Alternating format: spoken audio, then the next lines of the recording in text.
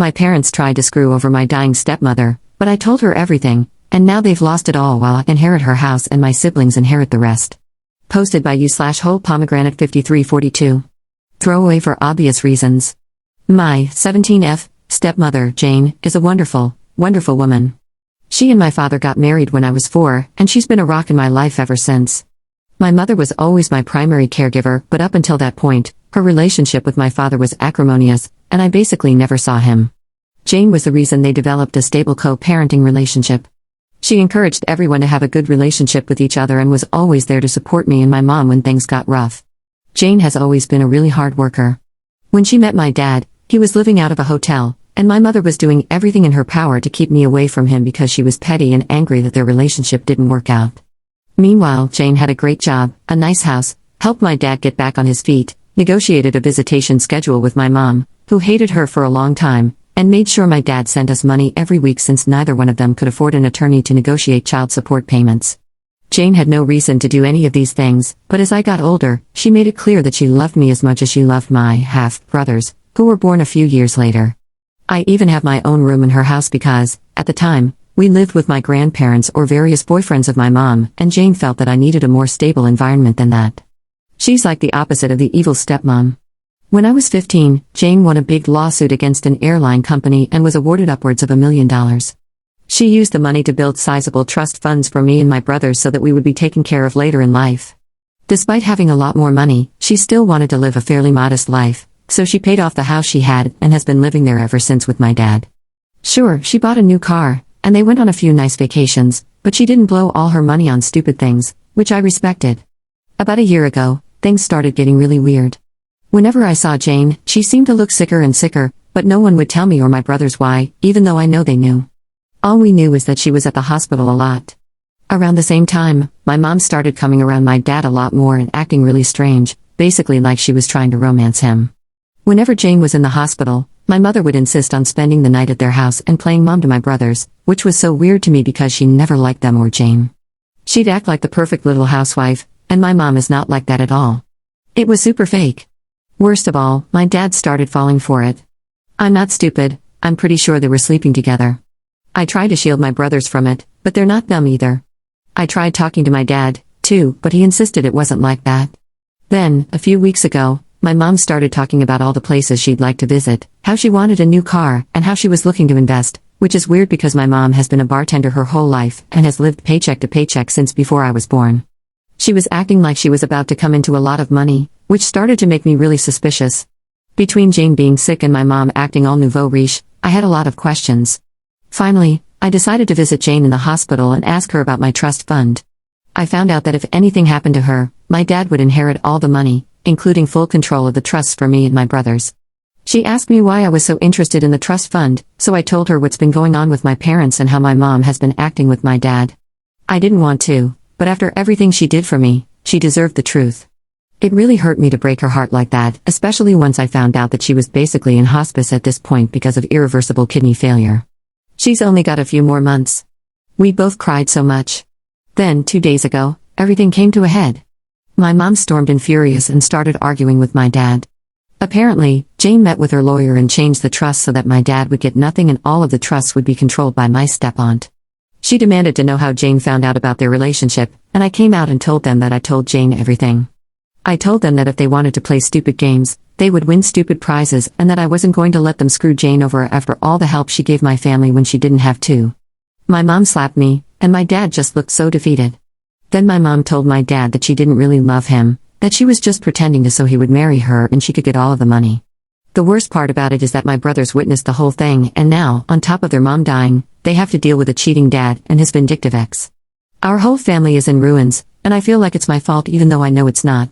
Yesterday, I visited Jane again and told her about the fallout. She apologized and said that she had to dissolve my trust fund to make sure my mother didn't get a hold of the money, but that as her oldest, I will inherit the house/property after she's gone, and that's worth more than the other 2 trust funds combined. My father won't get anything because she's going to divorce him before she dies, and honestly, I'm happy for her. She made me promise to take care of my brothers and told me that once I turn 18 this summer, I can kick my dad out of the house if I want to. And I fully plan to do that, by the way. I haven't talked to my dad since, and I can't even look at my mom. I can't believe they would conspire to do this to Jane after all this time. Just proof that they deserve each other, and I'm embarrassed that they're my parents. Once I turn 18, I'm going to cut my dad out as much as I can and cut my mom out completely. I hope she rots. Meanwhile, I'm going to try and be at the hospital as much as I can until Jane passes away. Anyways, I just needed to vent. I'm really messed up about the whole thing, and I feel super betrayed, although I can't even begin to imagine how Jane feels. I'm gonna be so effed up when she dies. I can't even think about that right now. But at least she's not surrounded by people who just want to bring her down. Thanks for reading. Edit. Some people are asking a lot of the same questions, so I'll just clarify here. My brothers, my plan is to use some of the estate money to fight for guardianship of my twin brothers so they can live in the house while I kick my dad out. If I can't get guardianship, then I will have to let my dad stay in the house. However, once I turn 18, I will technically be an adult, so even if my dad leaves, I'll still be legally able to be responsible for them. The only thing I won't be able to do is stop him from taking them if he decides to leave. But they will be 18 in 6 years, so even if they have to leave, they'll always be able to come back whenever they want. In a perfect world, my dad would just leave and let my brothers stay with me, which I'm sure my bio mom would be very supportive of, because right now she hates all of us, and I doubt that will change anytime soon. The trust, from what I understand, my brothers will inherit 1/3 each of the estate, and the remaining 1/3 will be used to keep the house running until they turn 18. After that, it will be up to me if I want to keep the house or sell it. At that point, my brothers will still have money left in the trust, so they can branch out or do whatever they want. Otherwise, I will not sell the house, and I'll just pass it on to them or keep it and maintain it myself. They can stay with me for as long as they need to. Edit to the edit. So, I just spoke to Jane, and she told me that the reason she dissolved the trust is because originally it was going to be split 3 ways between us kids, and my dad would inherit the house. She dissolved my third and switched it over to take care of the house maintenance, and instead put the house in my name so my dad wouldn't get it. Plus, by doing that, at least financially, I'd be getting a much bigger share. The house is worth about 1.5 times the amount of my brother's trusts. I just wouldn't be able to do anything with it until my brothers turn 18, which I'm totally cool with. Sorry if I don't have a better answer, I'm just trying to translate what she told me. My parents, the big fight happened on Sunday, and I haven't spoken to either of my parents since. I think they're both at my mom's place right now, but that's fine with us because we're all still mad at them, so they can stay gone for all we care. I know technically it's not legal for them to just leave us alone, but I've been taking care of my brothers for over a year, so I can handle a few days while he gets his crap together. Screw both of them. Hope that clears some stuff up. Update 3 months later. Hi guys, it's me again. A lot of you asked for an update on my situation with Jane and my family, so I've come back to share a few things that have happened since my initial post. I'll try to organize this in a way that addresses the major points from last time. Jane is still alive and doing surprisingly well, considering the circumstances. She's always been a fighter, and although her disease has been progressing, she's keeping a positive attitude about everything that's going on. She says she's grateful to have seen everyone's true colors before she passes, so she can go into the next life knowing the truth. Over the past few months, we've become unbelievably close, and it's getting harder and harder to know she's nearing the end. She doesn't talk about it much. I know it's because she doesn't want to hurt me, but we're both aware of the situation, so we're just making the best of our time together. I'm also not being completely transparent with her about all the drama at home, but honestly, I don't think she needs to hear all of that. We did end up having the surprise celebration of life I had planned. A lot more people showed up than I expected, but they all got an Airbnb near the hospital where Jane is staying. We were able to take her out and spend some time at the lake near the facility. It was super low-key, which I know Jane preferred, and I even managed to get her old college friend to come after finding him on LinkedIn, lol. We had food, there was music, and we played games. Overall, it was a really great time, except Jane started crying at the end, but she promised it was just because she was grateful. My brothers are doing okay. My aunt, Jane's sister, is currently paying for them to go to therapy, and they've become a lot more open about discussing the situation. They just turned 13, but a lot of the time, it feels like I'm talking to actual adults, lol. They become really independent lately, in a good way, and aside from driving them places, I don't really have to do much for them anymore. Their grades aren't amazing, but they're not failing, and considering the circumstances, it could be a lot worse. They still hang out with friends, and I'm keeping an eye out for signs of depression or anything like that.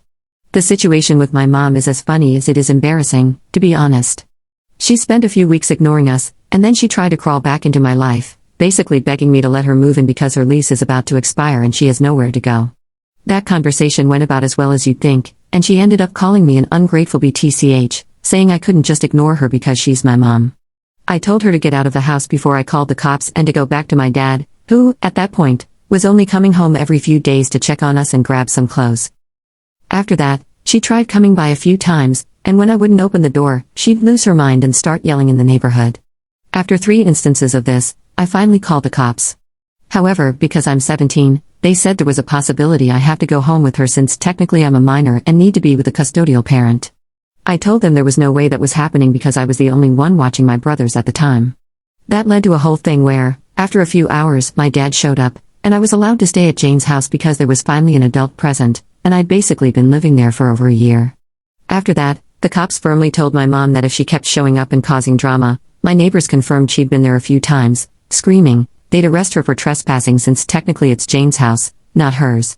She left and hasn't tried coming to the house again, but for a while, she would call me constantly, telling me I owed her and saying all kinds of stuff. She's now blocked on everything, and anything she needs to say to me goes through my dad. As for my dad, well, since he's basically required to stay here for another 2 months until I turn 18, we've just been avoiding each other. It's not too bad, though, because I've been heavily relying on guilt-tripping him to get my way. For example, he was going to contest the divorce, but I threatened to kick him out when I turn 18 if he did, so he signed all the paperwork for a quick divorce and is now doing whatever Jane tells him to do. I don't openly disrespect him, he's still my dad, but I've made it clear I have no intention of ever doing what he says again, and he doesn't fight me on it. Most of the time, he stays in his room, and occasionally, he goes back to my mom's house, but only for a day or two before they argue and she kicks him out again, lol. I haven't decided yet whether I'll kick him out when I turn 18, and we haven't talked about it either, so I'm just playing it by ear. As for me, I'm handling everything as well as I can. I found a new job where I make a little more money, so I've been focusing on saving as much as possible and being there for my brothers. Between working, school, and visiting Jane, I've been so busy I haven't had time to stop and process everything, but I know that time will come. One of my friends has really stepped up and helped me manage everything. I'm super grateful to him for being there for me and my brothers, so we'll see how that goes. Anyway, I wish I had something more exciting to share, but that's what's happened since my last post. Thanks again for all the support on my last post. Second update 7 months later. Hello everyone, it's me again. I've received quite a few messages over the past months asking for an update, so I'm going to post my final update here and hope it answers the questions everyone has been asking. I'm sorry it took so long to update, but a lot has been going on. As many of you may already assume, Jane passed away early in the fall of this year. It was very traumatic and sudden, but the silver lining is that she exceeded every doctor's expectations for her life. When she did go, she was surrounded by family, including me, my brothers, and my dad. She was on palliative care and felt no pain, except for a brief moment right at the end, and we are all very grateful for that. Towards the end, Jane was physically pretty much done, but her mind was as sharp as ever.